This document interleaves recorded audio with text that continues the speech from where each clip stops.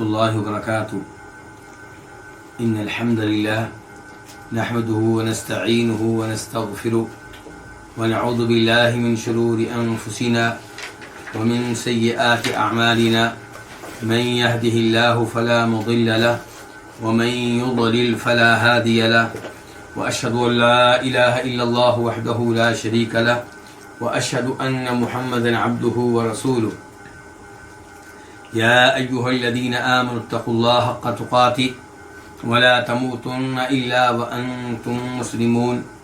يا أيها الناس اتقوا ربكم الذي خلقكم من نفس واحدة وخلق منها زوجها وبث منهما رجالا كثيرا ونساء، واتقوا الله الذي تساءلون به والأرحام إن الله كان عليكم رقيبا. يا أيها الذين آمنوا اتقوا الله وقولوا قولا سديدا يصلح لكم أعمالكم ويغفر لكم ذنوبكم، ومن يطع الله ورسوله فقد فاز فوزا عظيما. أما بعد، فإن خير الحديث كتاب الله، وخير الهدي هدي محمد صلى الله عليه وسلم، وشر الأمور محدثاتها، وكل محدثة بدعة، وكل بدعة ضلالة، وكل ضلالة في النار. الوافی بما فی الصحیحین، صحیح بخاری اور صحیح مسلم کی احادیث پہ مشتمل ایک عظیم کتاب کو کتاب کے مؤلف نے 10 مقاصد میں تقسیم کیا ہے.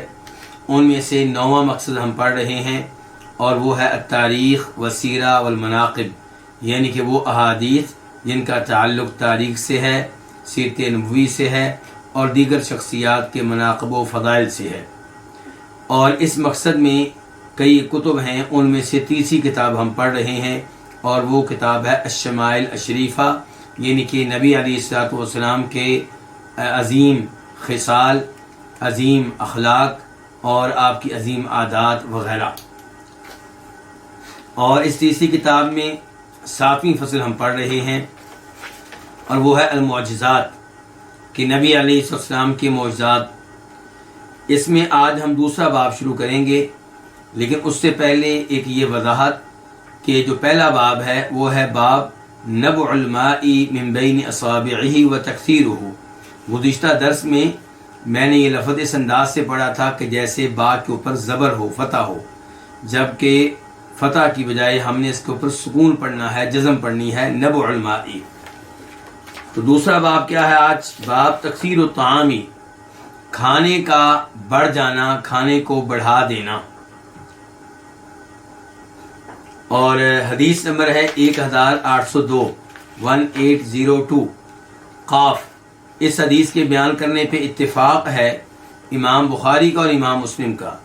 عن عبد الرحمن بن ابی بکر رضی اللہ عنہما، روایت ہے جناب عبد الرحمن بن ابو بکر رضی اللہ عنہما سے، قال، وہ کہتے ہیں، کننا مع النبی صلی اللہ علیہ وسلم 30 و 100، ہم نبی علیہ السلام کے ساتھ 130 لوگ تھے.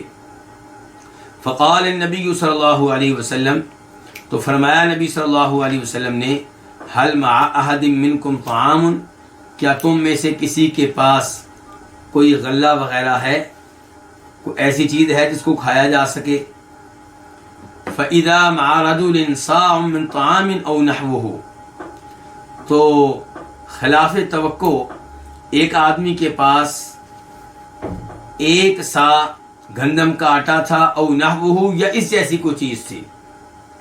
فعجنا، تو اسے گون دیا گیا. ثم جاء رجل مشرک، پھر ایک مشرک شخص آیا، مشعان، جس کے بال پراگندہ تھے، بکھرے ہوئے تھے، منتشر تھے، طویل، لمبے قد کا تھا. بغنم، وہ بکریوں کے ساتھ آیا، یسوقها، جنہیں وہ ہانک رہا تھا. فقال النبی صلی اللہ علیہ وسلم، تو فرمایا نبی صلی اللہ علیہ وسلم نے، بیعا ام عطیتا،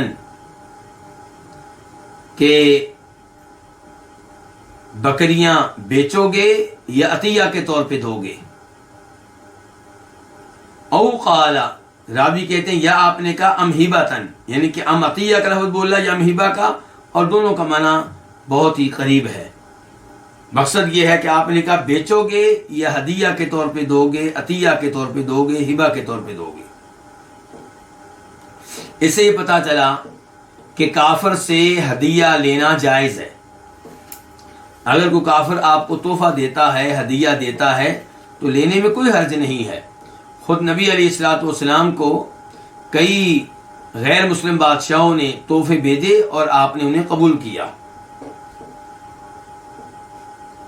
لیکن ایسا ہدیہ لینے سے گریز کیا جائے جس ہدیے کو قبول کرنے کے بعد اسلام کے خلاف سازشیں شروع ہونے کا خطرہ ہو یا مسلمانوں پہ ظلم و ستم کا خطرہ ہو، اور ایسے ہی وہ ہدیہ لینے سے بھی گریز کیا جائے جس کا تعلق ان کے کسی دینی اور مذہبی تہوار سے ہو۔ مثال کے طور پہ کرسمس ڈے کی مناسبت سے کوئی کیک وغیرہ ملتا ہے تو ایسی چیزیں لینے سے گریز کیا جائے، کیونکہ اس میں ان کی حوصلہ افزائی ہے۔ نبی علیہ الصلوۃ والسلام نے یہاں سے پوچھا ہے کہ بیچو گے یا عطیہ اور ہدیہ کے طور پہ دو گے، تو اس نے کہا لا، نہیں، ہدیہ کے طور پہ نہیں دوں گا، بل بیع، بلکہ بیچنے کے لیے ہیں، بیچوں گا، بلکہ بیع ہوگی۔ تو آپ نے اس سے ایک بکری خرید لی، فسنیت، اس بکری کو تیار کر دیا گیا، یعنی کہ ذبح کیا گیا اور اس کا گوشت وغیرہ بنا دیا گیا۔ یہاں پہ سوال پیدا ہوتا ہے کہ جب اس آدمی نے ہدیہ کا نام خود نہیں لیا تو اللہ کے رسول علیہ السلام کیوں پوچھ رہے ہیں کہ بیچو گے یا عطیہ اور ہبہ کے طور پہ دو گے؟ کیونکہ کئی دفعہ ایسا ہوتا تھا کہ راستے میں جب کوئی عربی دوسروں کو ملتا اور اس کے پاس کوئی چیز ہوتی تو وہ ان کو ہدیہ کے طور پہ دے دیا کرتا تھا۔ تو یہاں پہ ایک امید یہ تھی کہ شاید عطیہ اور ہدیہ کے طور پہ لے کر آیا ہو، اس لیے گزر رہا ہو پاس سے، تاکہ میں ان لوگوں کو کوئی بکری عطیہ کے طور پہ دوں، ہدیہ کے طور پہ دوں۔ ورنہ یہ بات معلوم رہے کہ نبی علیہ الصلوۃ والسلام جب آپ کو کوئی ہدیہ ملتا آپ قبول فرماتے اور اس کا جواب بھی دیا کرتے تھے، ہدیے کا بدلہ ہدیے سے دیا کرتے تھے۔ آپ کو ہدیہ ملتا تو آپ بھی جواباً اس آدمی کو ہدیہ دیتے جو آپ کو ہدیہ دیا کرتا تھا۔ وَأَمَرَ النَّبِيُّ صلی اللہ علیہ وسلم بِسَوَادِ الْبَطْنِ أَن يُشْوَى، اور نبی علیہ السلام نے حکم دیا کلیجی کے بارے میں کہ اسے بھونا جائے۔ وَأَيْمُ اللَّهِ مَا فِي الثَّلَاثِينَ وَالْمِئَةِ إِلَّا قَدْ حَزَّ النَّبِيُّ صلی اللہ علیہ وسلم لَهُ حُزَّ مِن سَوَادِ بَطْنِهَا، اللہ کی قسم 130 لوگوں میں کوئی ایسا نہیں تھا مگر نبی علیہ السلام نے اس کے لیے بکری کی کلیجی میں سے ایک ٹکڑا کاٹا۔ ان کان شاہدن، اگر وہ موجود تھا، کون؟ یعنی کہ 130 میں سے کوئی بھی اگر موجود تھا تو آتاہا ایاہو، تو آپ نے وہ ٹکڑا کلیجی کا ایاہو اسے دے دیا۔ وَإِن كَانَ غَائِبًا، اور اگر وہ غائب تھا، غیر موجود تھا، تو خَبَأَ لَهُ، تو آپ نے اس کے لیے محفوظ کر لیا۔ یعنی کہ 130 لوگوں میں سے ہر شخص کو کلیجی میں سے ایک حصہ ملا ہے، جو موجود تھے انہیں دے دیا، جو دائیں بائیں تھے، مثال کے طور پہ کوئی قضائے حاجت کے لیے گیا ہوا ہے، جو بھی دائیں بائیں تھے ان کا حصہ بھی محفوظ رکھا گیا، ان کو بھی پہنچایا گیا ان کا حصہ۔ تو یہ آپ کا معجزہ ہے۔ کلیجی ایک بکری کی اور تقسیم ہوگی کتنے لوگوں میں؟ 130 لوگوں میں۔ فَجَعَلَ مِنْهَا قَصْعَتَيْنِ، تو آپ نے اس بکری کے 2 تھال بنا دیے، یعنی کہ بکری کے گوشت کو 2 تھالوں میں ڈال دیا گیا، 2 بڑے بڑے تھال جو تھے ان میں ڈال دیا گیا۔ فَأَكَلُوا أَجْمَعُونَ، تو سب نے مل کر کھایا۔ وَشَبِعْنَا، اور ہمارے پیٹ بھر گئے، ہم سیر ہو گئے۔ ففضلت القصعتان، تو دونوں تھالوں میں سے کچھ حصہ بچ گیا. 2 تھال بکری کا گوشت اور کھانے والے کتنے؟ 130. بکری کا گوشت تو 20 25 30 لوگوں کے لیے بہت ہے، مطلب یہ کہ وہ آرام سے کھا لیں گے. لیکن یہاں پہ کتنے لوگ ہیں؟ 130. پہلے 130 لوگوں میں سے ہر ایک کو کلیجی میں سے حصہ ملا ہے، اور اب یہ 2 تھال ہیں، ان سے سب نے مل کر کھایا ہے، تو سب کے پیٹ بھر چکے ہیں، سب سیر ہو چکے ہیں، اور 2 تھال جو ہیں ان میں گوشت اب بھی باقی ہے. فحملناہ علی البعیر، تو جو بچا ہم نے اس کو اونٹ پہ لاد لیا. او کما قال، یا جیسے بھی حدیث کے راوی نے کہا. تو یہ آپ کے معجزات میں سے ایک معجزہ ہے، اور یہاں پہ آپ کے معجزے 2 طرح سے ہیں، ایک کلیجی کے اعتبار سے اور ایک بکری کے باقی گوشت کے اعتبار سے. اس کے بعد اور یہ بھی ذہن میں رہے کہ وہ جو گندم تھی، جو آٹا تھا، وہ کتنا تھا؟ 1 سا، اور 1 سا کی مقدار کیا ہوتی ہے؟ 2.5 کلو. تو یہ تیسرا معجزہ تو یہ بن جاتا ہے کہ 2.5 کلو گندم جو ہے اس کا آٹا یہ پورے لشکر کے لیے کافی ہو گیا، 130 لوگوں کے لیے کافی ہو گیا. اس کے بعد حدیث نمبر 1803 1803 میم. اس حدیث کو روایت کرنے والے امام مسلم ہیں.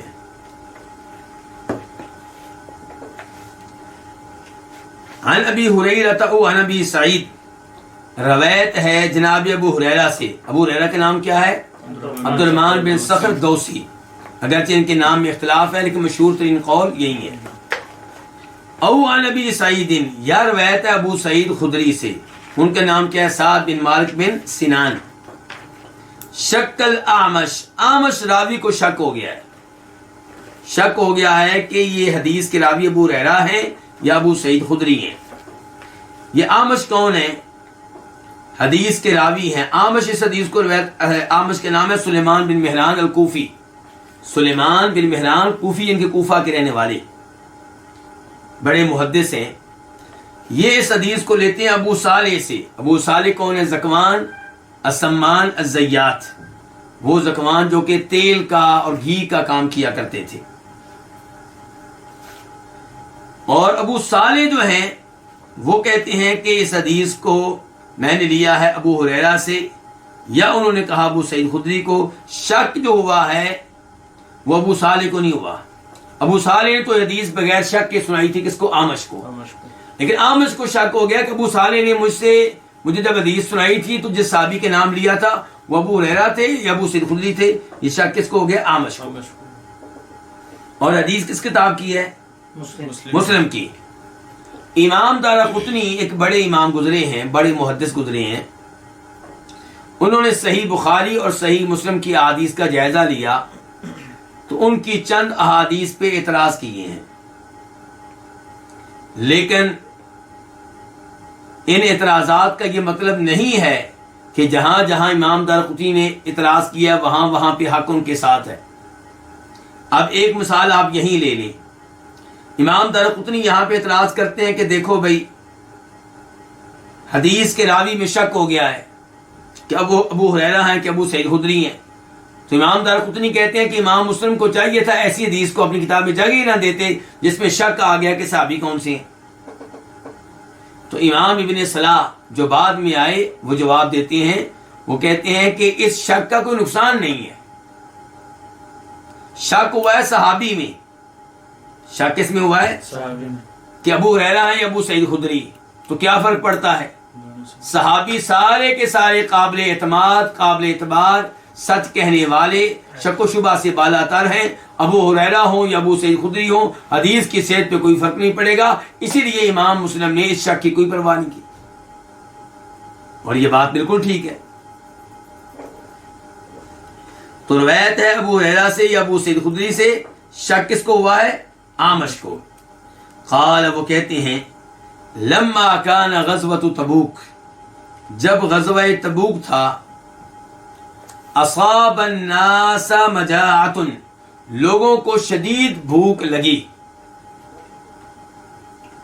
कालू, उन्होंने कहा या रसूल अल्लाह, ऐ अल्लाह के रसूल, लौ अदिनत लना फनहरना नवादिहना फअकलना वद्दहन्ना, अगर आप हमें इजाजत दें तो हम अपने पानी लाने वाले ऊंटों को ज़िबा कर लें, फ़अकलना, तो उन्हें हम खा लें, वद्दहन्ना, और हम तेल भी इस्तेमाल कर लें।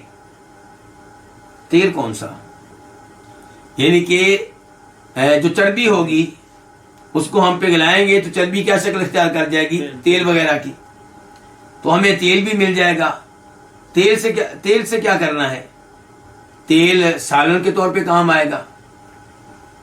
तेल जो है जिस्म पे अगर किसी को खुश्की है लगाने के काम आएगा। तेल से चिराग भी जलाए जा सकते हैं। तो इतने फ़वायद हम ले सकते हैं अगर आप हमें इजाज़त दे दें कि हम अपने ऊँटों को, जो पानी लाने वाले ऊँट हैं, उन्हें ज़िबा करना शुरू करते हैं। फ़क़ाल रसूलुल्लाह सल्लल्लाहु अलैहि वसल्लम, तो फरमाया नबी अलैहिस्सलाम ने, इफ़अलू, तुम ये काम कर लो, तुम ये काम कर लो, यानी कि मेरी तरफ से तुम्हें इस बात की इजाज़त है। क़ाला, रावी कहते हैं, कौन से रावी? अब अबू हुरैरा या अबू सईद खुदरी? वो कहते हैं फजा उमर, तो उमर आए। फ़क़ाल, कहने लगे, या रसूल अल्लाह, ऐ अल्लाह के रसूल। उमर फारूक अपना मशवरा देने लगे हैं, कहने लगे अल्लाह के रसूल, इन फ़अलत क़ल्ल ज़हरु, अगर आप ऐसा करेंगे तो सवारियां कम हो जाएंगी। ये पानी लाने वाले ऊंट वापसी पे हमने सवारी के तौर पे इस्तेमाल करना है। ऊंट तो पहले ही बहुत कम है, और रिवायात से पता चलता है, तारीख से पता चलता है कि तबूक की लड़ाई के मौका पे एक ऊंट पे कितने कितने लोग थे? 10 थे। बारी बारी सवार होते थे। और अब अगर ये ऊंट खा लिए गए, तादाद मजीद कम हो जाएगी, तो फिर क्या बनेगा? तो कहने लगे इन फालत, अगर आप ये काम करेंगे तो क़ल्ल ज़हर, सवारियां कम हो जाएंगी। वलाकिन उदउहुम बिफ़ज़लि अज़वादिहिम, लेकिन आप इनको बुलाएं, किनको? सहाबा किराम को। बिफ़ज़लि अज़वादिहिम, उनके ज़ादे राह में से बचे हुए ज़ादे राह के साथ। यानी कि ये लोग जब घरों से निकले थे, ज़ाहिर है कुछ न कुछ खाने पीने की चीज़ें लेकर आए हैं, और उनमें से अक्सर चीज़ें ख़त्म हो चुकी होंगी, लेकिन जो चंद चीज़ें रह गई हैं उनको लेकर आए। आप इनको बुलाएं बिफ़ज़लि अज़वादिहिम, उनके ज़ादे राह में से बचे हुए के साथ। सुम्मा उद्उल्लाह लहुम, फिर आप इनके लिए अल्लाह से दुआ करें। अलैहा, इस पे दुआ करें, किस पे? बचे हुए ज़ादे राह पे। इस चीज की दुआ करें, बरकत की। तो बरकत का मालिक कौन हुआ? अल्लाह रब्बुल इज्जत। और सहाबा किराम आपकी तरफ रुजू किया करते थे, किस काम के लिए? दुआ के लिए। आपकी दुआ को वसीला बनाते थे। आपकी जात को दुआ में वसीला बनाना किसी एक सैयदी से साबित नहीं है। अगर आपकी जात को दुआ में वसीला के तौर पे पेश करना दुरुस्त होता, तो जनाब उमर फारूक बजाय इसके कि अल्लाह के रसूल से कहते, खुद चंद सहाबा किराम को लेके अल्लाह से दुआ करते कि या अल्लाह, तेरे हबीब का सदका है, तेरे नबी का वास्ता, तेरे नबी के तुफैल हम दुआ करते हैं कि ये जो हमारे पास बचा हुआ खाना है इसमें बरकतें डाल दे। लेकिन ऐसा आपको किसी सही हदीस से नहीं मिलेगा, जो सही भी हो और सरी भी हो। तो सहाबा किराम आपकी दुआ को वसीला बनाते थे, आपकी जात को नहीं, आपकी जा को नहीं। और दुआ को भी वसीला तब तक बनाया जब तक आपसे दुआ के लिए राब्ता करना मुमकिन था।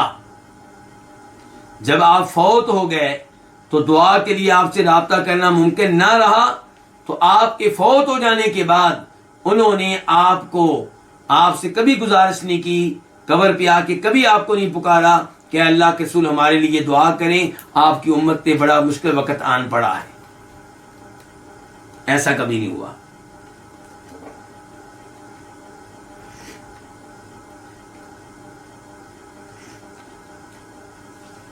بلکہ ہمارے پاس حدیث ہے جو وعدے کر رہی ہے کہ آپ کے فوت ہو جانے کے بعد ایسا ممکن نہیں ہے۔ کون سی حدیث؟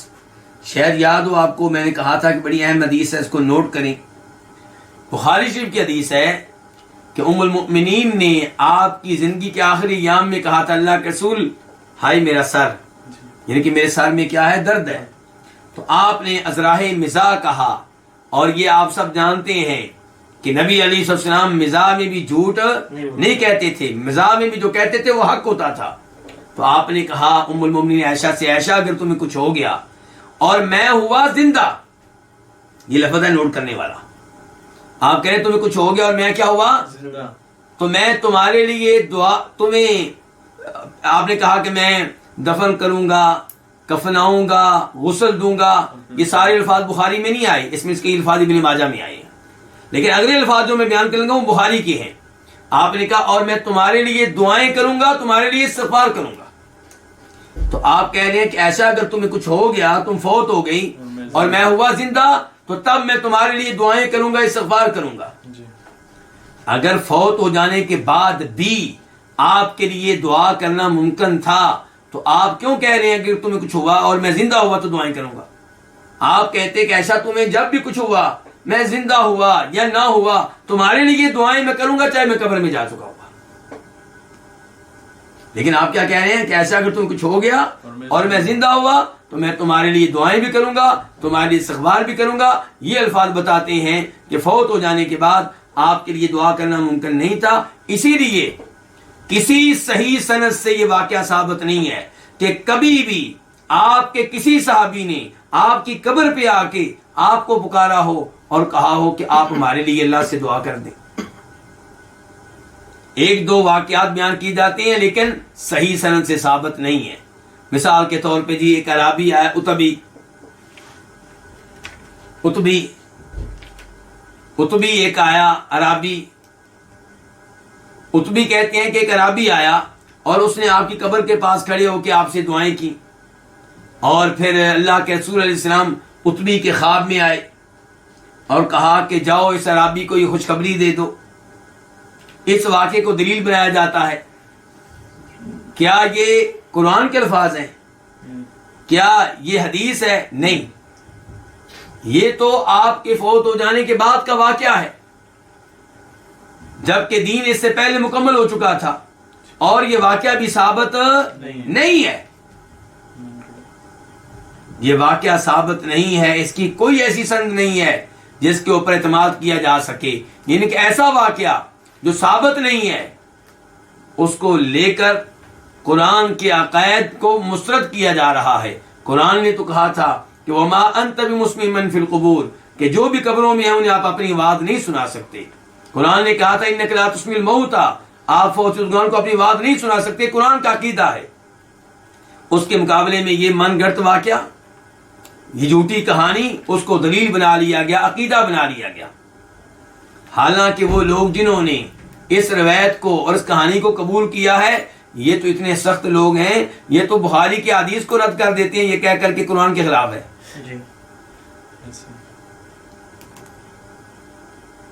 مثال کے طور پہ امام کے پیچھے سورہ فاتحہ نہیں پڑھیں گے، کیوں؟ قرآن میں آیا کہ جب تلاوت کی جائے تو خاموش رہو، تو کہتے ہیں یہ حدیث قرآن کے خلاف ہے، حالانکہ قرآن اور حدیث میں کوئی ٹکراؤ نہیں ہے۔ قرآن اپنی جگہ پہ کہہ رہا ہے کہ جب بھی قرآن کی تلاوت ہو غور سے سنو اور کیا کرو، خاموش رہو، تاکہ تمہارے اوپر اللہ کی رحمتیں نازل ہوں۔ تو قرآن میں نماز کا تذکرہ ہی نہیں ہے۔ قرآن کی اس آیت کا مطلب یہ ہے کہ قرآن کی تلاوت ہو رہی ہے تو شور شرابہ کرنے کی اجازت نہیں ہے۔ یہ مراد نہیں ہے کہ آپ امام کے پیچھے پڑھ نہیں سکتے، امام کے پیچھے پڑھ سکتے ہیں نہیں پڑھ سکتے، یہ مسئلہ قرآن میں نہیں آیا، یہ حدیث میں آیا ہے۔ تو بہرحال بات یہ ہو رہی تھی کہ صحابہ کرام سے ثابت نہیں ہے کہ کبھی بھی انہوں نے آپ کے فوت ہو جانے کے بعد آپ سے دعا کی ہو، آپ کی قبر پہ آ کے آپ کو پکارا ہو، چاہے دعا کے نام پہ پکارنا ہو، بالکل ایسا نہیں ہوا. کیونکہ جب آپ کو فوت ہونے کے بعد پکارا جائے گا تو یہ کیا ہے؟ دعا. اور یہ غیبانہ دعا ہے، اور پھر یہ کیا بن جائے گا؟ یہ دعا تو عبادت ہوتی ہے، شرک ہو جائے گا.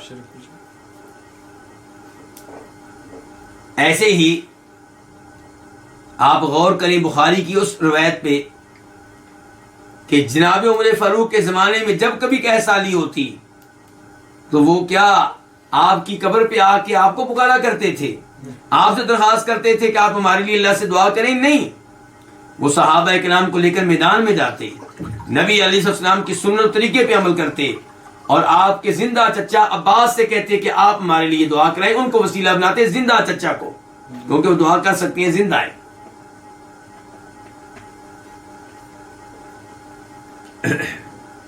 تو یہاں پہ عمر فاروق کیا کہہ رہے ہیں؟ ادعو اللہ، آپ اللہ سے دعا کریں، لہم، ان کے لیے، ان کے اپنے صحابہ کے لیے، علیہا، اس بچے ہوئے زاد راہ پہ، بالبرکت، کیا دعا کریں؟ برکت کی، کہ جو بچا ہوا کھانا ہے اس میں برکت پڑ جائے. لعل اللہ ان یجعل فی ذلک، امید ہے کہ اللہ تعالیٰ اس میں ڈال دے گا، کیا ڈال دے گا؟ برکت ڈال دے گا. اور دیکھیے عمر فاروق کیا کہہ رہے ہیں؟ امید ہے، گارنٹی نہیں دے رہے، 100% نہیں، امید ہے.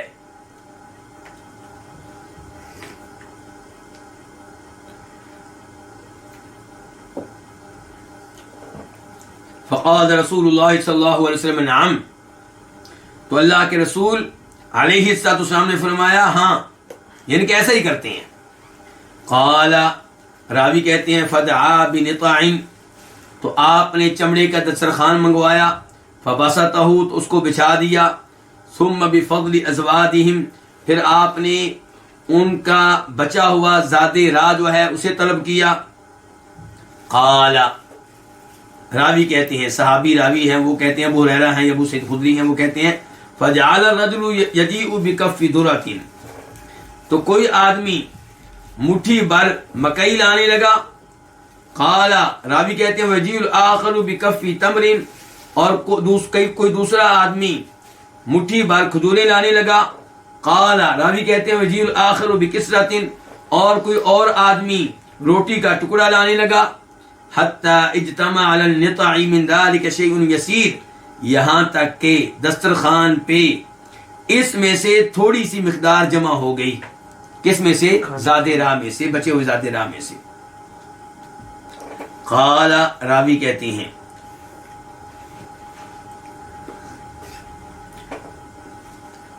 فدعا رسول اللہ صلی اللہ علیہ وسلم، تو نبی علیہ السلام نے دعا کی، علیہ، اس بچے ہوئے زاد راہ پہ، کس چیز کی دعا کی؟ برکت کی، بالبرکات، برکت کی.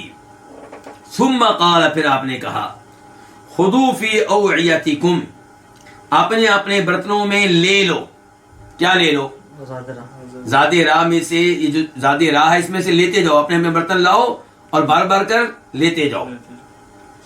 قال، راوی کہتے ہیں فاخذوا فی اوعیتہم، تو انہوں نے اپنے اپنے برتنوں میں لے لیا، یعنی کہ اپنی اپنی حاجت اور ضرورت کے مطابق انہوں نے لے لیا.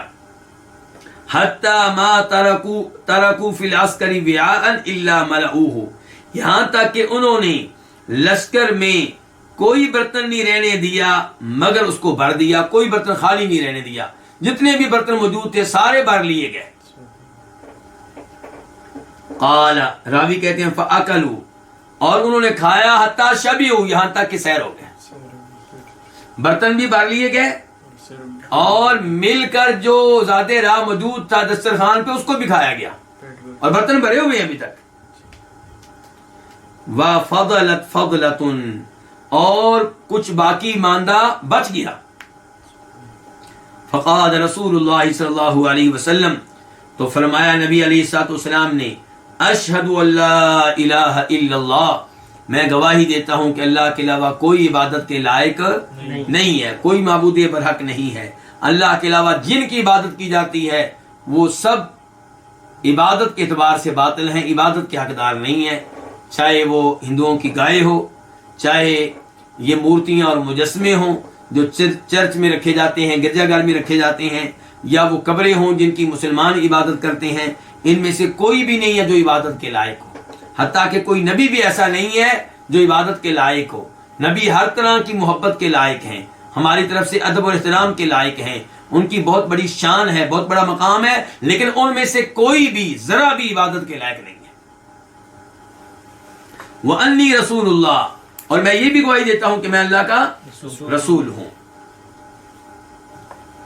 اس کے بعد آپ کیا کہتے ہیں؟ آپ فرماتے ہیں لا یلقى اللہ بہما عبد غیر شاکن، نہیں کوئی اللہ تعالیٰ سے ملاقات کرے گا بہما، ان دونوں کے ساتھ. کن دونوں کے ساتھ؟ کلمہ کے ساتھ،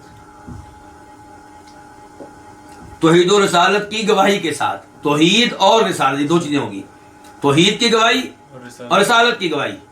نہیں کوئی اللہ تعالیٰ سے ملاقات کرے گا ان دو، نہیں کوئی بندہ ان دو کے ساتھ اللہ سے ملے گا غیر الشاک، اس حال میں کہ شک و شبہ کرنے والا نہ ہو، تردد رکھنے والا نہ ہو، متذبذب نہ ہو.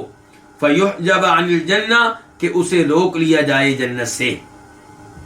یعنی کہ جو بھی بندہ اللہ سے روز قیامت اس حال میں ملے کہ اسے شہادتین پہ مکمل یقین ہو، کوئی کسی قسم کا شک و شبہ نہ ہو، تو اسے جنت سے نہیں روکا جائے گا، وہ بالآخر جنت میں جائے گا.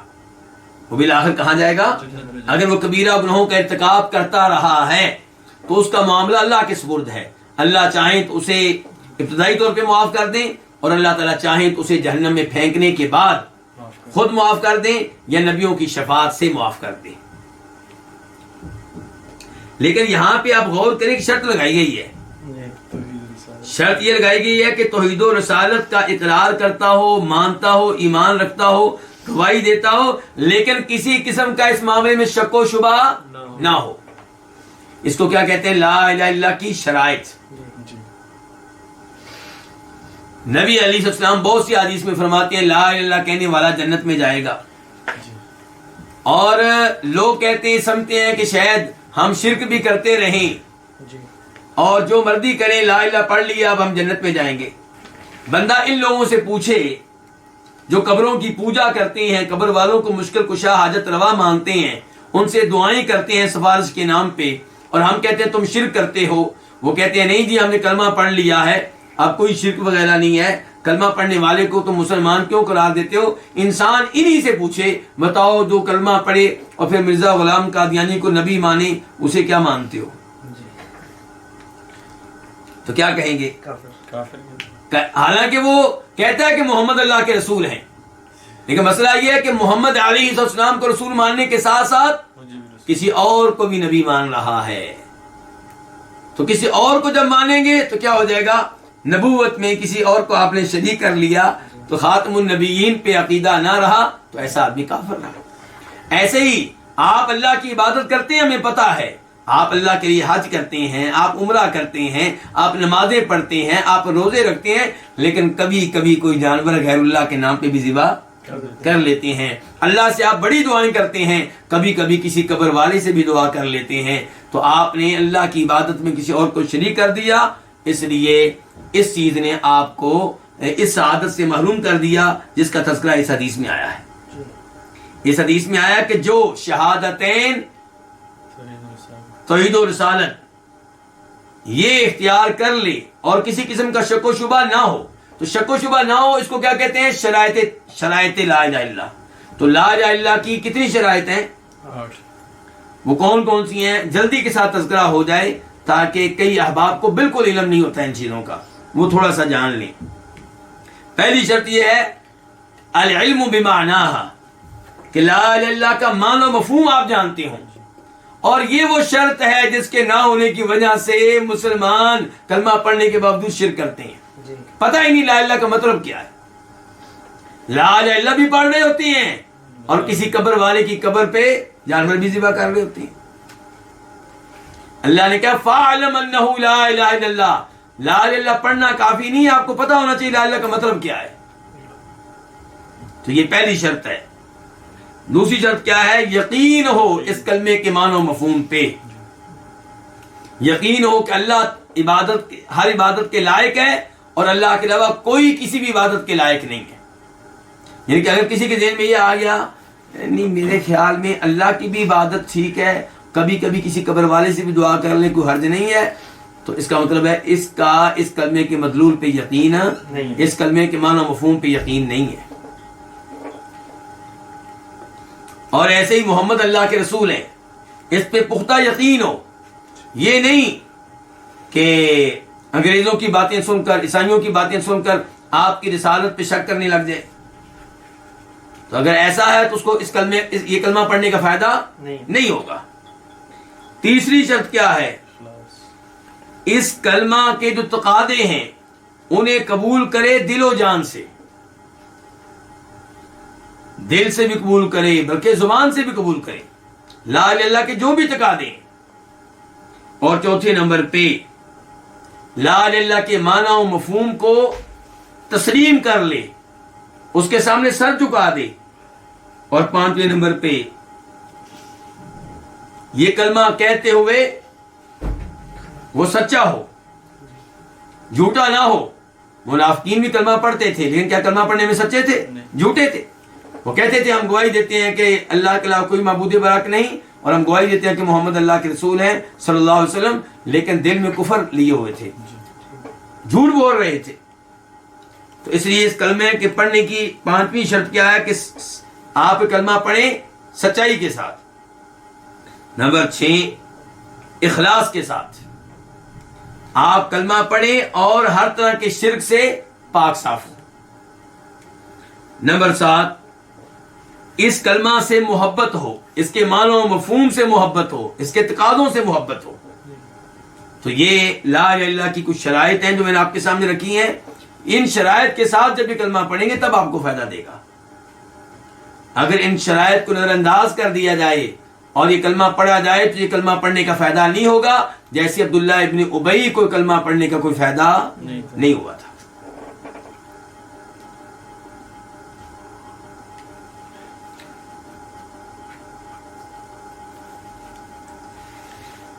تو یہ بھی آپ کا عظیم معجزہ ہے کہ کہاں صورتحال اتنی خطرناک تھی کہ آپ سے اجازت مانگی جا رہی ہے کہ ہمیں اجازت دیں کہ ہم چند اونٹوں کو ذبح کر لیں, اور کہاں یہ کہ بچا ہوا زاد رات تھوڑی سی مقدار میں لایا گیا. اور پھر جب آپ نے برکت کی دعا کی تو آپ کہہ رہے ہیں لاؤ اپنے برتن. لوگوں نے سب نے اپنے اپنے برتن بھر لیے ہیں. اچھا آپ جانتے ہیں تبوک میں کتنے مسلمان تھے؟ 30,000. تاریخی روایات میں مختلف اقوال ملتے ہیں کہ مضبوط قول یہ ہے کہ تبوک کی لڑائی میں مسلمان 30,000 کی تعداد میں تھے. تو اتنے لوگوں نے اپنے برتن بھرے ہیں اور پیٹ بھر کر کھانا بھی کھایا ہے. تو یقیناً یہ نشانیاں سن کر دیکھ کر ایمان بڑھتا ہے, ایمان میں اضافہ ہوتا ہے. یہ فوائد ہیں معجزات پہ مبنی احادیث پڑھنے کے.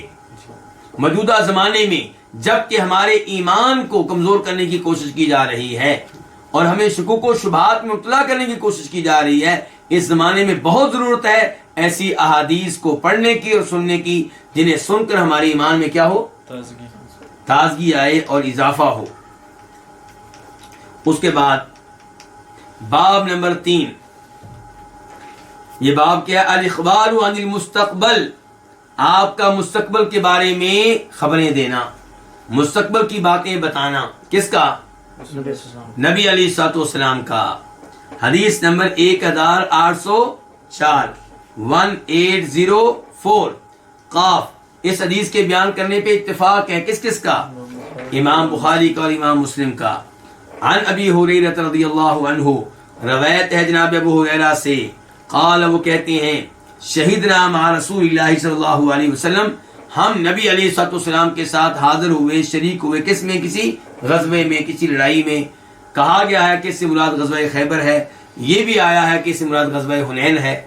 بہرحال اللہ رب العزت بہتر جانتے ہیں, پر کوئی نہ کوئی غزوہ تھا. تو ہم حاضر ہوئے اللہ کے رسول علیہ الصلوۃ والسلام کے ساتھ. فقال لرجل, تو آپ نے ایک ایسے آدمی کے بارے میں کہا, ممن یدعی الاسلام, جو اسلام کا دعویٰ کرتا تھا, جو مسلمان ہونے کا دعویٰ کرتا تھا. اس کا مطلب ہے دعویٰ کرتا تھا. یہ الفاظ بتاتے ہیں کہ اس کے مسلمان ہونے کے بارے میں گڑبڑ ہے.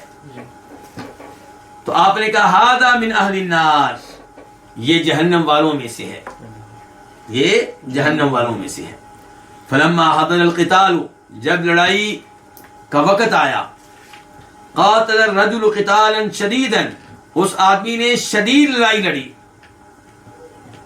فاصابته جراحۃ، تو اسے زخم لگا.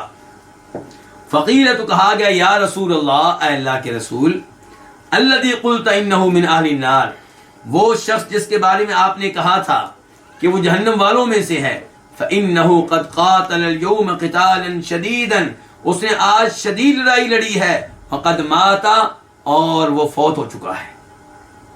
کہنے کا مطلب کیا ہے؟ کس طرح کہنے کا مطلب یہ ہے کہ آپ کہہ رہے تھے جہنم میں جائے گا، وہ تو بطور مجاہد بڑا جہاد کرتے ہوئے شہید ہوا ہے، وہ فوت ہوا ہے، یعنی کہ ہماری نگاہوں میں تو شہید ہے گویا کہ. فقال النبی صلی اللہ علیہ وسلم، تو فرمایا نبی علیہ السلام نے، الی النار، کہاں جائے گا؟ آگ میں جائے گا، جہنم میں جائے گا. قال، راوی کہتے ہیں، کون ہے راوی جی؟ ابو ہریرہ رضی اللہ عنہ.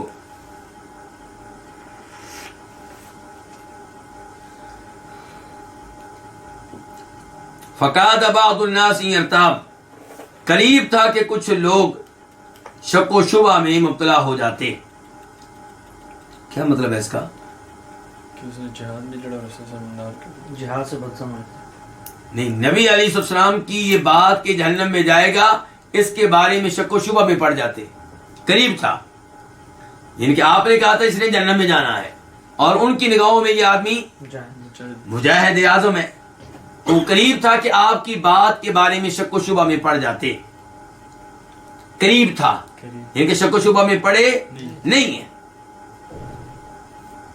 فَبَيْنَمَا هُمْ عَلَى ذَلِكَ، جبکہ وہ اسی حالت میں تھے، اِذْ قِيلَ، تب کہا گیا کہ اِنَّهُ لَمْ يَمُتْ، وہ فوت نہیں ہوا. پہلے سمجھ رہے تھے کہ فوت ہو گیا ہے، اب پتہ چلا کہ فوت نہیں ہوا. وَلَكِنَّ بِهِ جَرَاحًا شَدِيدًا، لیکن اسے شدید زخم لگے ہوئے ہیں. فلما كان من الليل، جب وہ رات میں تھا، تو لم يصبر على الجراح، تو زخموں پہ صبر نہ کر سکا. فقتل نفسه، تو اس نے اپنے آپ کو مار ڈالا، خودکشی کر لی. کیا کر لی؟ خودکشی.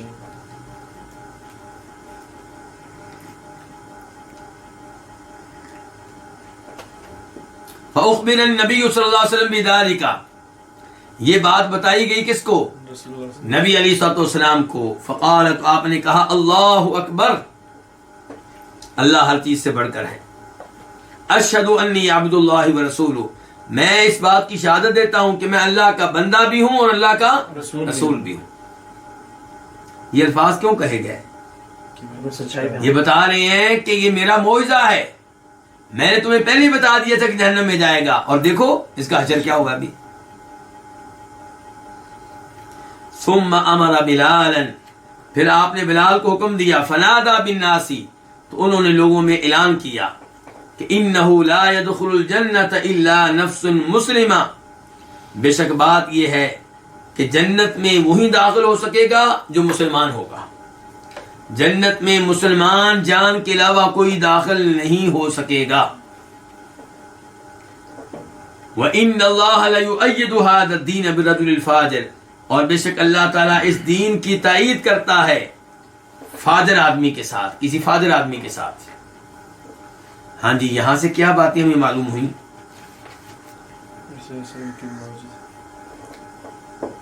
ایک تو یہ کہ آپ نے مستقبل کے بارے میں ایک بات بتائی، اور جیسے بتائی ویسے واقع ہوئی، تو یہ آپ کا معجزہ ہے. دوسرے نمبر پہ یہ کہ اس انسان نے خودکشی کی ہے، اور خودکشی کرنا یہ برے خاتمہ کی دلیل ہے، برے خاتمے کی نشانی ہے. ممکن ہے کہ اللہ تعالیٰ معاف کر دیں، کبیرہ گناہ ہے، کفر تو نہیں ہے، لیکن یہ آدمی مسلمان نہیں لگ رہا، کیونکہ ابو ہریرہ نے شروع میں کیا کہا ہے کہ ایک ایسے آدمی کے بارے میں کہا جو اسلام کا دعویٰ کرتا تھا، اور پھر اللہ کے رسول یہ اعلان کروا رہے ہیں آخر میں بلال سے کہ لوگوں میں اعلان کر دو جنت میں وہی جائے گا جو مسلمان ہوگا. تو کیا مطلب ہے اس کا؟ کیا مسلمان کہ اس سے یہ لگتا ہے کہ جو فوت ہوا یہ مسلمان نہیں تھا. اسی لیے دوسرا جملہ ساتھ یہ کروایا جا رہا ہے کہ اللہ تعالیٰ دین کی تائید کبھی کبھی کسی فاجر آدمی سے بھی کروا دیتا ہے.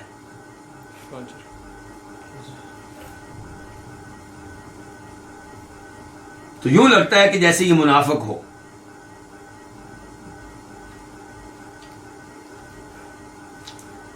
اس کے بعد یہاں پہ آخر میں کیا کہا گیا کہ اللہ تعالیٰ اس دین کی تائید اور مدد فرماتا ہے کس کے ساتھ؟ کسی فاضل آدمی کے ساتھ بھی. یہاں سے یہ مسئلہ اخذ کیجئے کہ اگر مسلمان حکمران کسی ملک میں فاسق و فاجر ہے تو بغاوت کرنے کی بجائے اس کے لیے دعائیں کریں.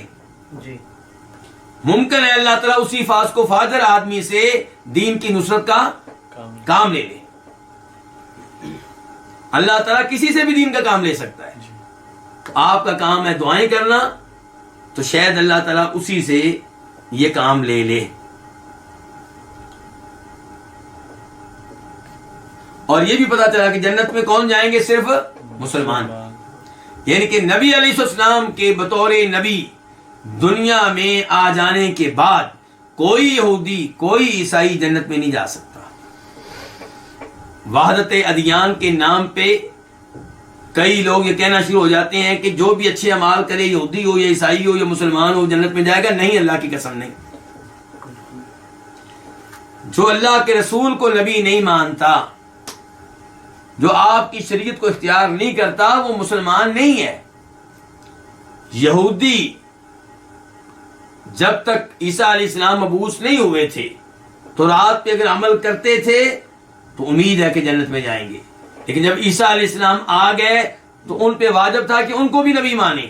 اب ان میں سے جنہوں نے عیسیٰ علیہ السلام کو نبی مان لیا وہ مومن اور مسلمان ٹھہرے، جنہوں نے نہیں مانا وہ مسلمان اور مومن نہیں تھے. اور ایسے ہی جب اللہ کے رسول آ گئے محمد الرسول اللہ، اب جو یہودی عیسائی آپ پہ ایمان لے آئے وہ مسلمان ہیں، جنت میں جائیں گے انشاءاللہ. اور جو ایمان نہیں لائے وہ مسلمان نہیں.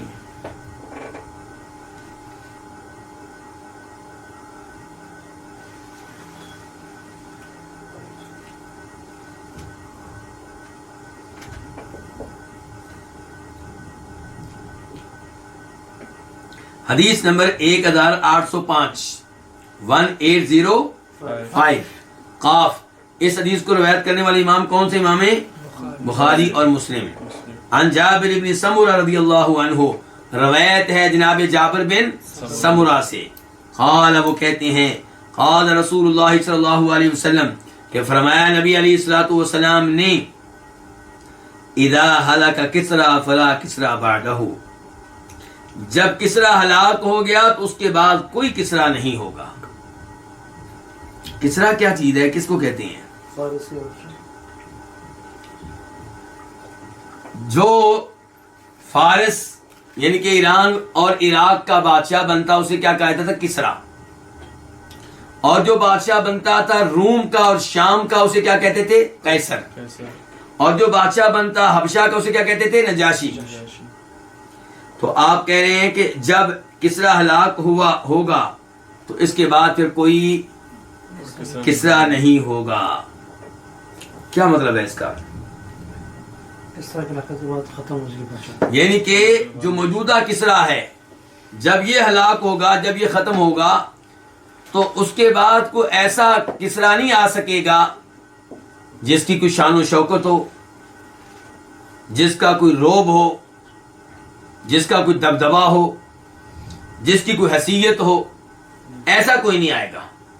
دوسرا مطلب اس کا یہ ہو سکتا ہے کہ جب یہ کسریٰ ہلاک ہو جائے گا پھر کوئی ایسا کسریٰ نہیں ہوگا جس کی عراق میں بھی حکومت ہو. اور آگے فرمایا وَإِذَا هَلَكَ قَيْصَرٌ فَلَا قَيْصَرَ بَعْدَهُ، اور جب قیصر ہلاک ہو جائے گا تو اس کے بعد کوئی قیصر نہیں ہوگا. اس کا کیا مطلب ہے؟ اس کا مطلب یہی ہے کہ جب یہ قیصر ہلاک ہو گیا موجودہ جو بادشاہ ہے روم کا، تو اس کے بعد کوئی ایسا بادشاہ نہیں آئے گا جس کی وہ حیثیت ہو جو پہلے روم کے بادشاہوں کی ہوا کرتی تھی. کمزور قسم کا ہوگا. اور یا دوسرا مطلب یہ ہے کہ ایسا قیصر کوئی نہیں آئے گا جس کی شام میں بھی حکومت ہو.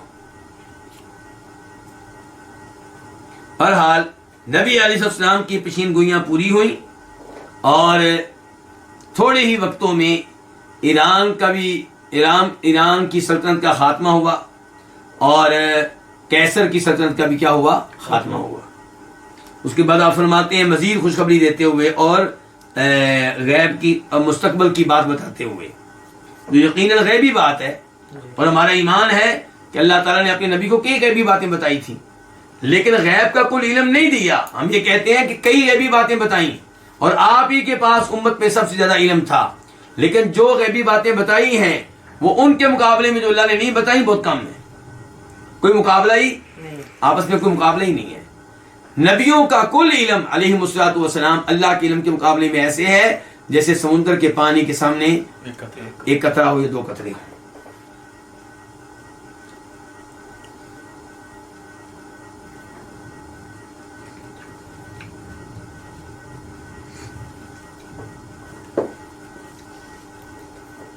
والذی نفسی بیدی، اس ذات کی قسم جس کے ہاتھ میں میری جان ہے،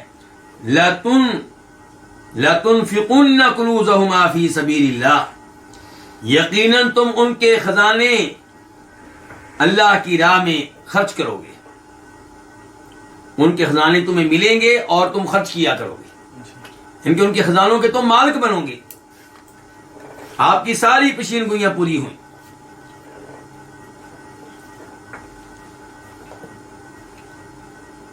اس کے بعد حدیث نمبر 1806 1806 اس حدیث کو روایت کرنے والے کون سے امام ہیں؟ امام بخاری۔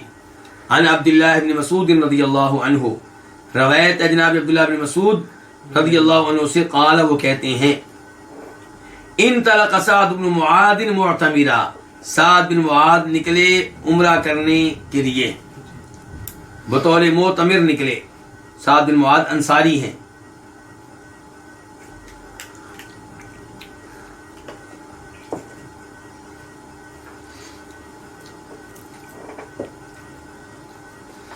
قال، راوی کہتے ہیں، راوی کون ہے؟ عبداللہ بن مسعود۔ فنزل علی امیہ بن خلف ابی صفوان، تو آپ امیہ بن خلف جس کی کنیت ابو صفوان ہے اس کے پاس پڑاؤ ڈالا۔ کس نے؟ سعد بن معاذ نے رضی اللہ عنہ، ان کے پاس ٹھہرے، پڑاؤ ڈالا ان کے پاس ٹھہرے بطور مہمان۔ کہاں؟ مکہ میں۔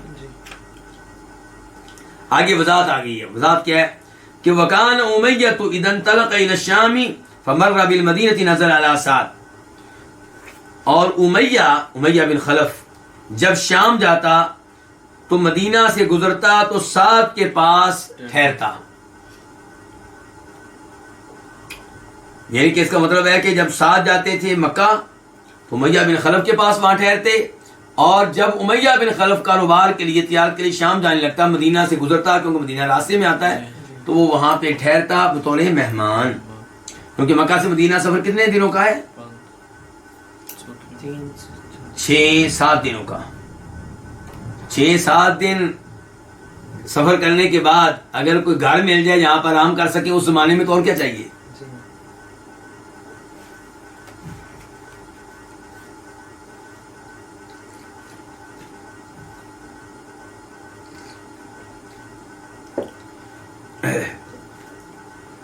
فقال امیہ لسعد، امیہ نے سعد سے کہا، انتظر، تم انتظار کرو۔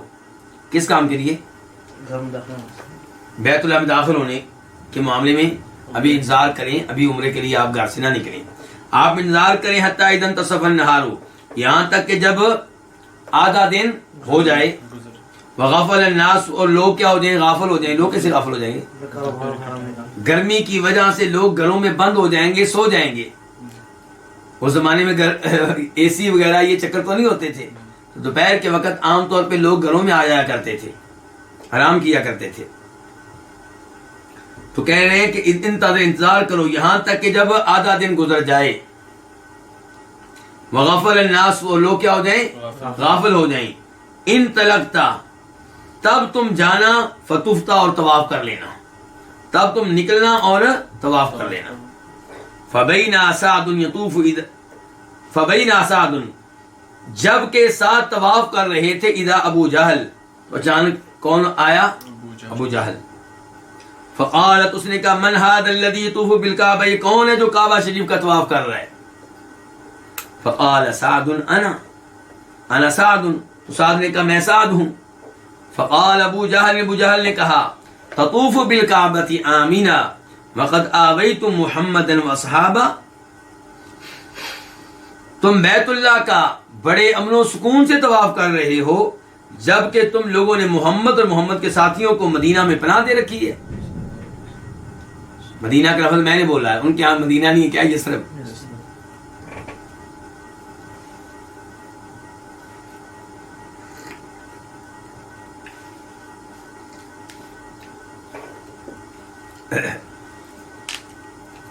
بلکہ دوسری روایت میں آتا ہے کہ ابو جہل کے الفاظ کیا تھے کہ تم لوگوں نے ہمارے ان بے دینوں کو پناہ دے رکھی ہے اور تمہارا یہ دعویٰ ہے کہ تم ان کی نصرت کرو گے، مدد کرو گے.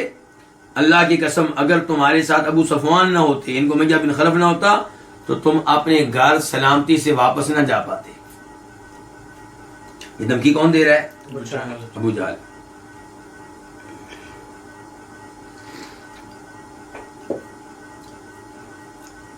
فقال نعم، تو سعد نے کہا ہاں، کیا مطلب کہ بالکل ہم نے پناہ دی ہے، ہم نے بالکل اللہ کے رسول کو اور آپ کے ساتھیوں کو کیا دی ہے؟ پناہ دی ہے، بالکل دی ہے. فتلاحیا بینہما، تو دونوں آپس میں جھگڑ پڑے. کون کون؟ ابو جہل اور سعد بن معاذ. فقال امیہ لسعد، امیہ نے سعد سے کہا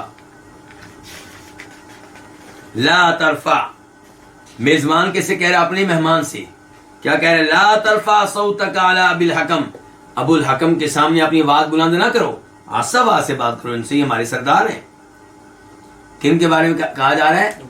ابو جہل کے بارے میں کہا جا رہا ہے، ابو الحکم. فإنہ سید اہل الوادی، کیونکہ یہ اس وادی والوں کے سردار ہیں. وادی سے مراد وادی مکہ.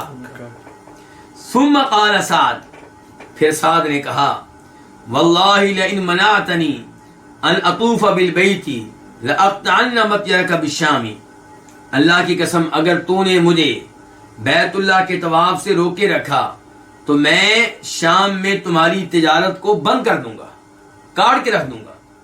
یہ کون کہہ رہے ہیں؟ یہ گزرنا تم لوگ ہمارے مدینہ کے پاس سے ہی ہے نا، تو گزرنے نہیں دیں گے. قال، راوی کہتے ہیں، راوی کون ہے؟ عبداللہ بن مسعود. فجعل امیہ یقول لسعد، تو امیہ سعد سے کہنے لگے لا ترفع صوتک، یعنی پھر کہہ رہے ہیں کہ اپنی آواز بلند نہ کریں. وجعل یمسکہ، اور ان کو روکنے لگے. کن کو؟ سعد کو. فغضب سعد، سعد کو کیا آ گیا؟ غصہ آ گیا.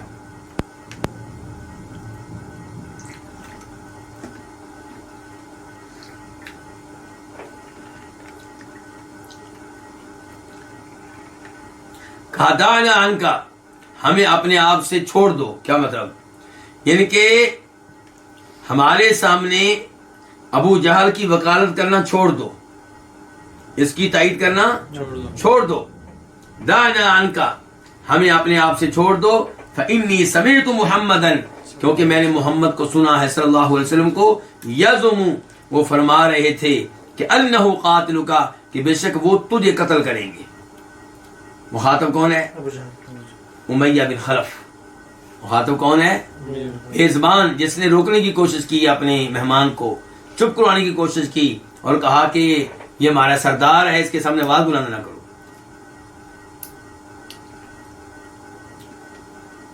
قال، امیہ نے کہا ایا، مجھے محمد قتل کریں گے. قال نعم، تو انہوں نے کہا جی ہاں. یہ کون کہہ رہا ہے؟ جی ہاں، ساتھ کہہ رہے ہیں. قال، تو اس نے کہا، کس نے؟ امیہ بن خلف نے. واللہ ما یکذب محمد اذا حدث، اللہ کی قسم محمد جھوٹ نہیں بولتے اذا حدث، جب وہ گفتگو کرتے ہیں. کہنے لگا تم کہہ رہے ہو کہ محمد نے یہ کہا ہے میرے بارے میں، وہ تو جھوٹ نہیں بولتے، پھر کیا بنے گا میرا؟ فرجع الی امرأتہ، تو وہ واپس آیا اپنی بیوی کے پاس. کون؟ امیہ بن خلف. بیوی کے نام روایات میں ہے صفیہ بنت معمر. فقال، تو اس نے کہا اما تعلمین ما قال لی اخی الیثربی، کیا تمہیں معلوم نہیں ہے جو کہا ہے میرے بارے میں میرے یسربی بھائی نے، یسرب مدینہ کو کہتے ہیں، یسربی بھائی کون ہوئے؟ سعد بن معاذ. اور بھائی کیسے ہو گئے؟ ان کے زمانے جاہلیت سے بھائی چلے آ رہے تھے.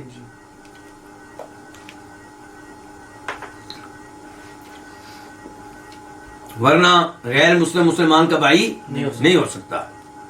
تو کہا اما تعلمی، ابھی بیوی سے کہہ رہے ہیں، کون؟ امیہ بن خلف. اما تعلمی نے کہا تمہیں پتہ نہیں ہے، ما قال علی، جو کہا ہے میرے بارے میں میرے یسربی بھائی نے. قالت، بیوی کہنے لگی، وہ ما قال، کیا کہا ہے اس نے؟ قال، تو کہا کس نے؟ امیہ بن خلف نے. زعم، اس نے کہا ہے کہ انہ سمع محمدن، کہ اس نے سنا ہے محمد صلی اللہ علیہ وسلم کو. صلی اللہ علیہ وسلم ظاہر وہ تو نہیں کہے گا لیکن ہم کہہ رہے ہیں، ہم آپس میں بطور مسلمان کہیں گے. وہ اس نے کہا ہے کہ اس نے سنا ہے محمد کو کہ یزم، محمد کہہ رہے ہیں کہ انہ قاتلی، کہ وہ مجھے قتل کریں گے. قالت، بیوی نے بھی کہا فواللہ ما یکذب محمد، اللہ کی قسم محمد تو جھوٹ نہیں کہتے. اسے آپ اندازہ لگائیں کہ نبی صلی اللہ علیہ وسلم کا کردار کیا تھا. دعوت و تبلیغ کا کام کرنے والے لوگ سب سے زیادہ جھوٹ سے دور رہیں، کیونکہ اگر آپ کسی کے سامنے جھوٹ کہیں گے، چاہے ہنسی مزاح میں کہیں، چاہے ایک بار کہیں، لوگوں کا آپ سے اعتبار اٹھ جائے گا. وہ کہیں گے جو عام گفتگو میں جھوٹ بول سکتا ہے دین کے معاملے میں بول سکتا ہے.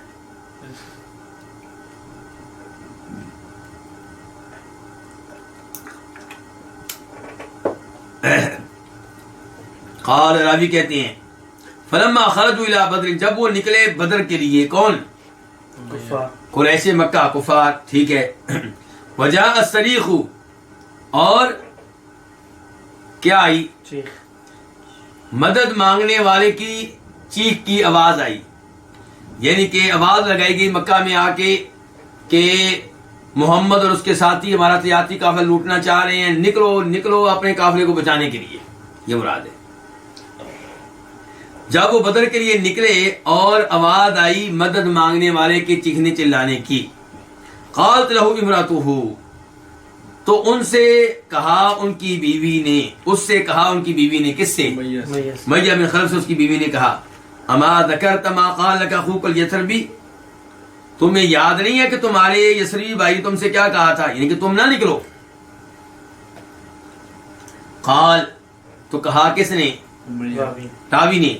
فاراد اللہ یخرج، تو امیہ نے چاہا کہ وہ نہ نکلے، وہ نہ جائے، وہ مکہ میں ہی رہے. فقال له ابو جہل، تو ابو جہل نے اس سے کہا، کس سے؟ امیہ سے. انک من اشراف الوادی، کہ آپ اس وادی کے سرداروں میں سے ہیں، بڑوں میں سے ہیں.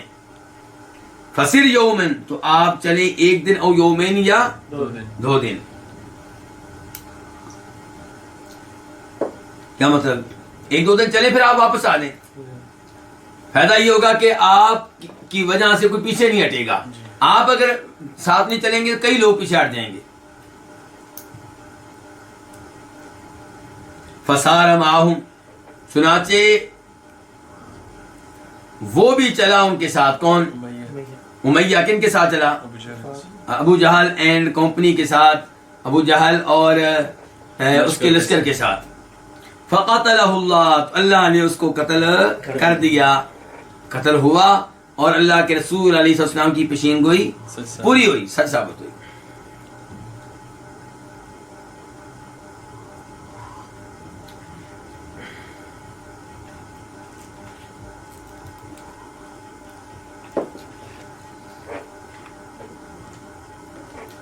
اس کے بعد باب نمبر 4، باب حنین الجذعی، تنے کے رونے کی آواز، کھجور کے تنے کے رونے کی آواز. حدیث نمبر 1807 1807 خا. اس حدیث کو روایت کرنے والے امام کون ہے؟ امام بخاری. عن جابر بن عبداللہ رضی اللہ عنہما، روایت ہے جناب جابر بن عبداللہ سے، ان امرأۃ من الانصاری، کہ انصاریوں میں سے ایک عورت نے کہا اللہ کے رسول علیہ الصلوۃ والسلام سے، یا رسول اللہ، اے اللہ کے رسول، الا اجعل لك شيئا تقعد عليه، کیا میں آپ کے لیے کوئی ایسی چیز نہ بنا دوں جس کے اوپر آپ بیٹھ سکیں؟ جی ہاں خطبے کے لیے، اللہ آپ کا بھلا کرے، ان کی کوئی ایسی چیز تیار کر دوں جس کے اوپر بیٹھ کے آپ خطبہ دیا کریں، جس کے اوپر کھڑے ہو کے آپ خطبہ دیا کریں، بیٹھ کے خطبہ دیا کریں۔ فَإِنَّ لِي غُلَامًا نَجَّارًا، کیونکہ میرا ایک غلام ہے جو کہ بڑھئی ہے، نجار ہے، کیا کہتے ہیں اس کو جی آج کل؟ کارپینٹر شاید۔ چلے جی، قال ان شئتی، آپ نے کہا اگر تم چاہو، اگر تم چاہو۔ اچھا یہاں پہ یہ بتایا جا رہا ہے کہ پیشکش کس نے کی ہے؟ عورت نے، اور اللہ کے رسول نے پیشکش قبول کر لی ہے۔ دوسری حدیث میں آتا ہے کہ اللہ کے رسول نے اس کو حکم دیا کہ بھی مجھے بنوا کے دو۔ کیسے آپ دونوں حدیثوں کو لے کر چلیں گے؟ اس نے پہلے مشورہ کیا اور پھر آپ نے کہا دیا۔ پہلے اس نے پیشکش کی، پھر اللہ کے رسول نے اس کو حکم دیا ٹھیک ہے ابھی میں پیشکش قبول کرتا ہوں، بنواؤ۔ دونوں باتیں ٹھیک ہیں، اس میں کوئی ایسی بات نہیں ہے۔ قال، راوی کہتے ہیں، راوی کون ہے؟ جابر۔ فعملت له المنبر، تو اس نے آپ کے لیے ممبر تیار کروا دیا، اس نے آپ کے لیے ممبر تیار کر دیا۔ فلما كان يوم الجمعہ، جب کون سا دن تھا؟ جمعہ کا دن تھا۔ قعد النبی صلی اللہ علیہ وسلم علی المنبر الذي صنع، تو آپ اس ممبر پہ بیٹھے جو آپ کے لیے تیار کیا گیا۔ فصاحت النخلہ التي كان يخطب عندها، تو کھجور کا وہ تنا، نخلا کا معنی کھجور کا درخت، مراد یہ کھجور کے درخت کا تنا، کھجور کے درخت کا وہ تنا چیخنے لگا جس کے پاس کھڑے ہو کے آپ خطبہ دیا کرتے تھے۔ حتی کادت ان تنشق، قریب تھا کہ وہ پھٹ جائے۔ چیخ رہا مراد کیا؟ رو رہا ہے غم میں کہ اللہ کے رسول علیہ السلام میرے پاس کھڑے ہوتے تھے، میں سنا کرتا تھا، اور اب آپ قریب نہیں ہوں گے۔ ایسی حدیثیں ہم تو الحمدللہ بڑی آسانی سے مان لیتے ہیں، لیکن جو پڑھے لکھے لوگ ہیں نا، کون سے لوگ؟ پڑھے لکھے لوگ یہ ان کی عقل نہیں مانتی۔ جیسے سر سید احمد خان پڑھ لکھ گئے تھے تو ان کی عقل نہیں مانتی تھی۔ جدہ زمانے کے جوید احمد گاندھی بھی بہت پڑھے لکھے ہیں، تو کئی حدیثیں ان کی عقل بھی نہیں مانتی۔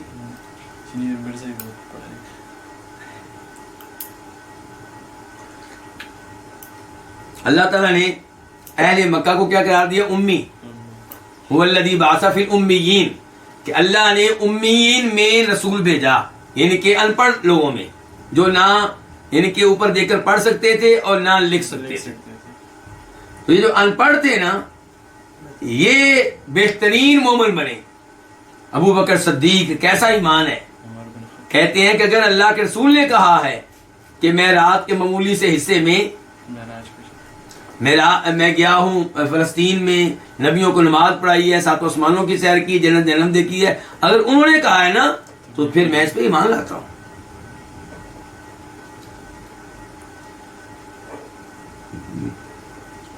تو یہاں پہ کھجور کے تنے کا آپ کی گفتگو سننا، رونا، یہ باتیں، ان پہ ایمان لانا ہمارے لیے تو الحمدللہ معمولی سی بات، اللہ ہمیں اسی پہ قائم دائم رکھے، یہ اللہ کی نعمت ہے، اللہ چھین نہ لے۔ دعا کرتے رہنا چاہیے، یا مقلب القلوب ثبت قلبی علی دینک، اے دلوں کو پھیرنے والے ہمیں اپنے دین پہ قائم رکھنا۔ یہ دعا کرنی چاہیے، ربنا لا تزغ قلوبنا بعد اذ ہدیتنا وہب لنا من لدنک رحمہ انک انت الوہاب۔ ورنہ اس نعمت سے محروم ہوتے کچھ دیر نہیں لگتی، یہ ہمارا کمال نہیں، اللہ کی مدد ہے، اللہ کی مدد جاری و ساری رہے۔ خصوصاً جب موت کے لمحات ہوتے ہیں، وہ معاملہ، وہ وقت بڑا ہی نازک ہوتا ہے، شیطان خوب حملے کر رہا ہوتا ہے۔ اللہ تعالی ہمیں ایمان، اسلام، توحید اور کلمے پہ موت دے۔ تو یہ کھجور کا تنا چیخنے لگا جس کے پاس کھڑے ہو کے آپ خطبہ دیتے تھے، حتیٰ کہ قریب تھا کہ وہ پھٹ جائے۔ فنزل النبی صلی اللہ علیہ وسلم، تو نبی علیہ السلام اترے، کہاں سے؟ ممبر سے۔ حتیٰ اخذها، یہاں تک کہ آپ نے اس کو پکڑا، کس کو؟ کھجور کے تنے کو۔ فضمها الیہ، تو اسے اپنے ساتھ لگایا، آپ نے اپنا جسم اس کے ساتھ لگا لیا۔ فجعلت تئن انین الصبی الذی یشکت، تو وہ سسکیاں لے کر اس بچے کی طرح رونے لگا جسے چپ کروایا جا رہا ہو۔ جب بچہ رو رہا ہو آپ چپ کروائیں تو کیسے روتا ہے؟ تو وہ اس بچے کی طرح سسکیاں لے کر رونے لگا جسے چپ کروایا جا رہا ہو۔ حتی استقرت یہاں تک کہ اسے سکون آ گیا، وہ ٹھہر گیا اور اس نے رونا بند کر دیا۔ قال، جابر کہتے ہیں بکت علی ما کان تسمع من الذکر، وہ رویا اس ذکر کی وجہ سے جو وہ سنا کرتا تھا، کہ اللہ کے رسول جب اس کے قریب ہوتے تھے تو وہ آپ کے منہ سے تلاوت سنتا، اللہ کا ذکر سنتا، توحید سنتا، دیگر اذکار سنتا، تو اب اس محرومی کی وجہ سے وہ رو رہا تھا۔ کیوں جی، کھجور یہ درخت جو ہے یہ بھی سمجھتے ہیں، شعور رکھتے ہیں، سنتے ہیں۔ اب وہ لوگ جن کو یہ حدیث ہضم نہیں ہوتی اور ایسی حدیث کا انکار کر دیتے ہیں یا تعویل کر دیتے ہیں، انسان ان سے پوچھے پھر اس آیت کا آپ کیا کریں گے؟ وَإِن مِّن شَيْءٍ إِلَّا يُسَبِّحُ بِحَمْدِهِ وَلَٰكِن لَّا تَفْقَهُونَ تَسْبِيحَهُمْ، اللہ تعالیٰ کہتے ہیں ہر چیز اللہ کی تسبیح بیان کر رہی ہے، اللہ کی حمد و ثنا بیان کر رہی ہے، لیکن تمہیں سمجھ نہیں آتی۔ کیا کریں گے جی یہاں پہ آپ بتائیں؟ اسی لیے علماء کرام کہتے ہیں جو احادیث کا منکر ہے وہ قرآن کا بھی منکر ہے، چاہے وہ کہتا رہے میں قرآن کو مانتا ہوں۔ اب آپ یہی آیت لے لیں، قالتا اتینا طائعین، اللہ تعالیٰ نے کیا کہا تھا؟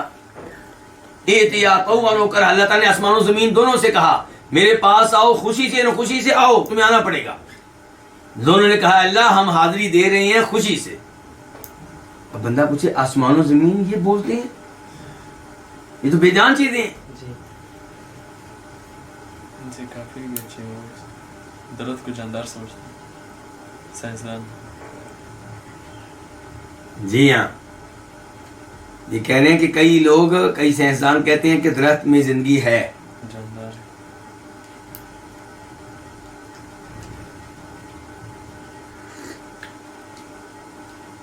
تو بہرحال مسلمان کا کام ہے ہر آیت پہ ایمان لانا اور ہر اس حدیث پہ جو اللہ کے رسول سے ثابت ہے اس پہ کیا کرنا؟ ایمان لانا۔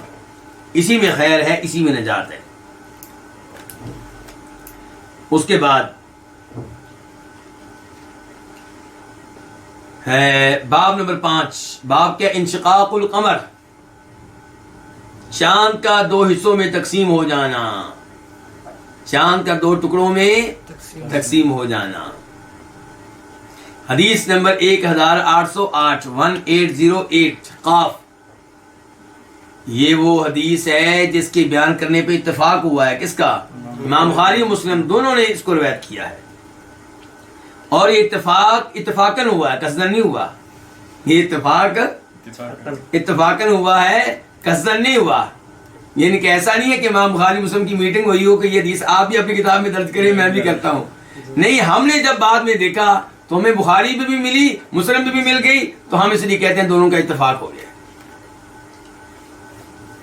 تو انس بن مالک سے روایت ہے ان اہل مکہ سألوا رسول اللہ صلی اللہ علیہ وسلم ان یریہم آیہ، بے شک اہل مکہ نے سوال کیا نبی علیہ الصلوۃ والسلام سے کہ آپ ان کو کوئی نشانی دکھائیں، کوئی معجزہ دکھائیں جو دلالت کرے آپ کے سچے نبی ہونے پہ۔ فَأَرَاهُمْ، تو آپ نے ان کو کیا نشانی دکھائی؟ انشقاق القمر، چاند کا 2 حصوں میں تقسیم ہو جانا، یہ نشانی آپ نے ان کو دکھائی۔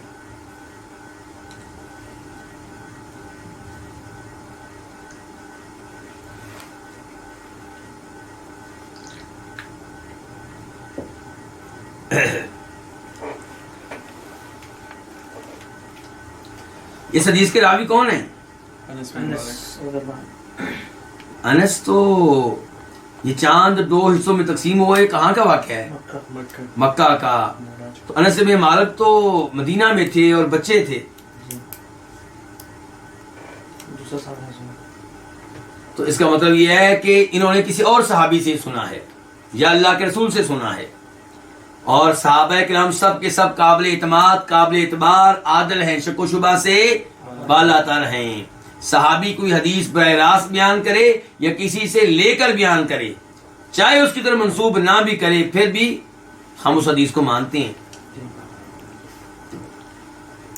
اور اس کے بعد مکہ والوں کی بھی حدیث آ گئی۔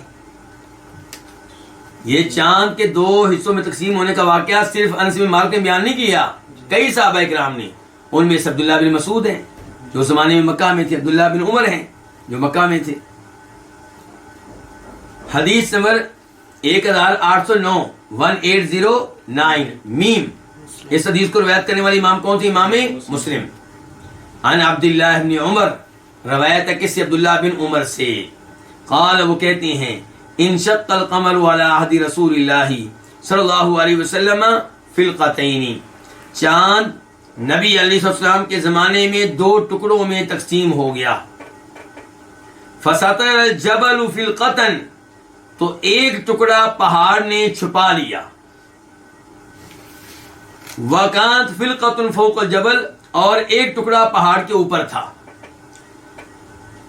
عبداللہ بن مسعود کی حدیث سے پتہ چلتا ہے کہ یہ واقعہ جب ہوا تو اللہ کے رسول مینا میں تھے۔ عبداللہ بن مسعود کی روایت سے پتہ چلتا ہے کہ جب یہ واقعہ ہوا تب اللہ کے رسول کہاں تھے؟ مینا میں تھے۔ اور جو چاند کا ایک ٹکڑا جو ہے وہ وہاں پہ جو پہاڑ تھا، اور بعض روایات میں آتا ہے وہ وہ پہاڑ تھا جس پہ کیا ہے؟ غار ہرا ہے۔ تو چاند کا ایک ٹکڑا پہاڑ کے پیچھے ہو گیا، پہاڑ کے پیچھے چھپ گیا، اور ایک جو تھا وہ ادھر تھا، پہاڑ کے اوپر تھا، نظر آ رہا تھا۔ ایک نظر آ رہا ہے اور ایک پہاڑ کے پیچھے کیا ہو گیا؟ چھپ گیا۔ تو دونوں ٹکڑے دور دور ہیں، ایک نظر آ رہا ہے پہاڑ کے اوپر اور ایک پہاڑ کے پیچھے جا کے چھپ گیا ہے۔ تو یہ کہہ رہے ہیں عبداللہ بن عمر کہ فسطر الجبل فلقتن، پہاڑ نے یعنی کہ غار ہرا والے پہاڑ نے ایک ٹکڑے کو چھپا لیا اور ایک ٹکڑا پہاڑ کے اوپر تھا۔ فقال رسول اللہ صلی اللہ علیہ وسلم، تو فرمایا نبی علیہ الصلوۃ والسلام نے، اللہم اشہد، اے اللہ گواہ رہے۔ کیا گواہ رہے؟ کہ ان کو نشان دکھا دے کبھی مانو، کہ اے اللہ ان پہ حجت قائم ہو گئی، اے اللہ ان کو نشانی، ان جو نشانی نے مانگی تھی وہ تو نے دکھا دی، اب تو گواہ رہے کہ یا اللہ یہ ایمان نہیں لا رہے۔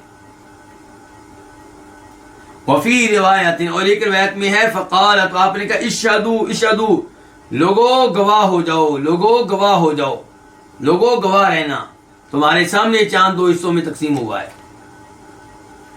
اچھا، کچھ روایات میں یہ آتا ہے، کچھ علماء کرام یہ لکھتے ہیں کہ اللہ کے رسول نے چاند کی طرف کیا کی تھی؟ اشارہ۔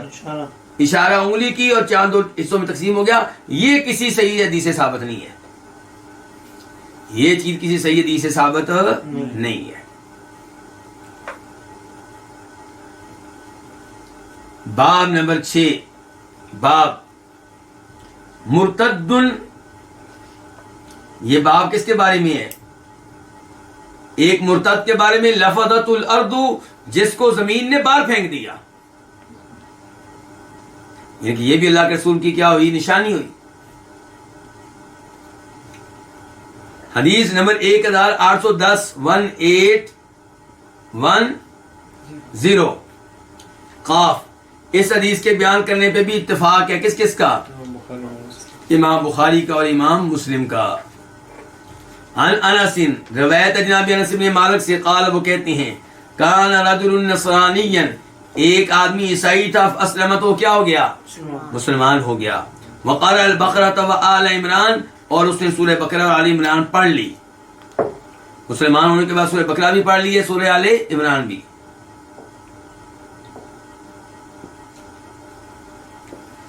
گویا کہ تقریباً 4 سپارے پڑھ لی ہیں۔ فکان یکتب للنبی صلی اللہ علیہ وسلم، تو وہ نبی علیہ السلام کے لیے لکھا کرتا تھا، آپ کا کاتب بن گیا۔ فعاد نصرانیا، بعد میں وہ عیسائی ہو گیا، مرتد ہو گیا۔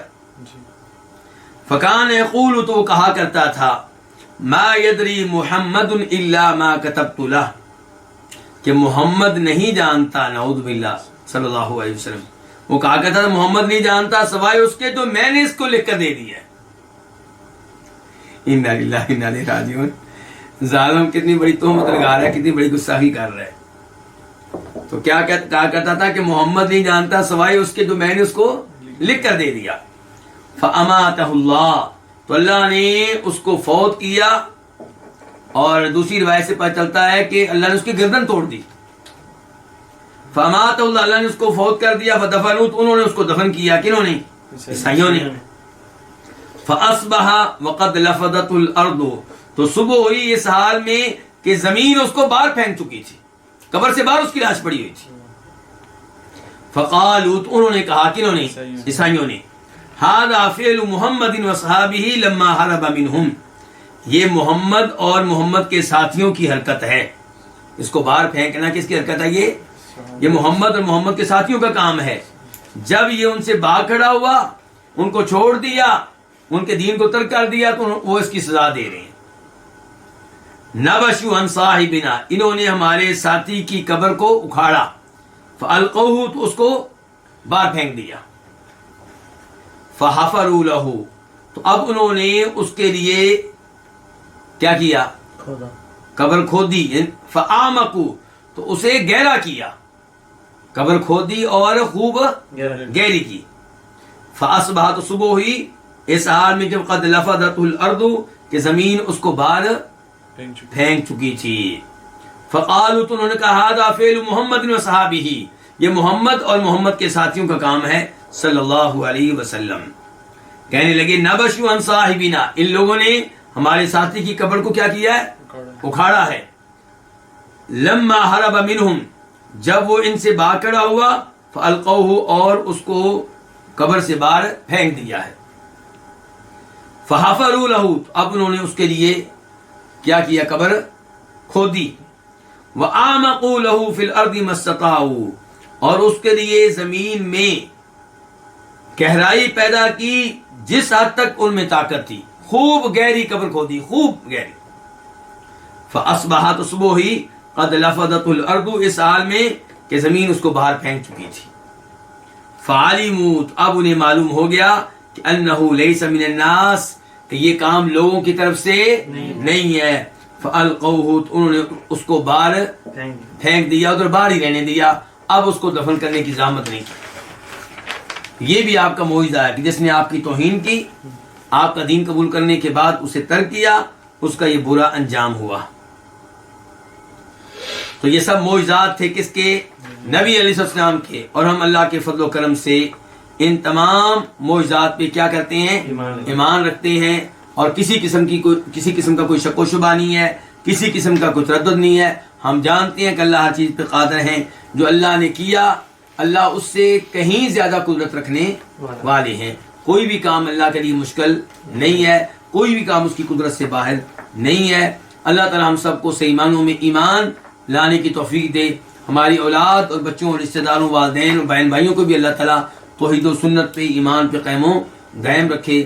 اللہ ہم سب کے گناہ معاف فرمائے، اور اللہ رب العزت مسلمانوں کو صحیح معنوں میں شریعت پہ عمل کرنے کی توفیق دے. وآخر دعوانا الحمدللہ رب العالمین.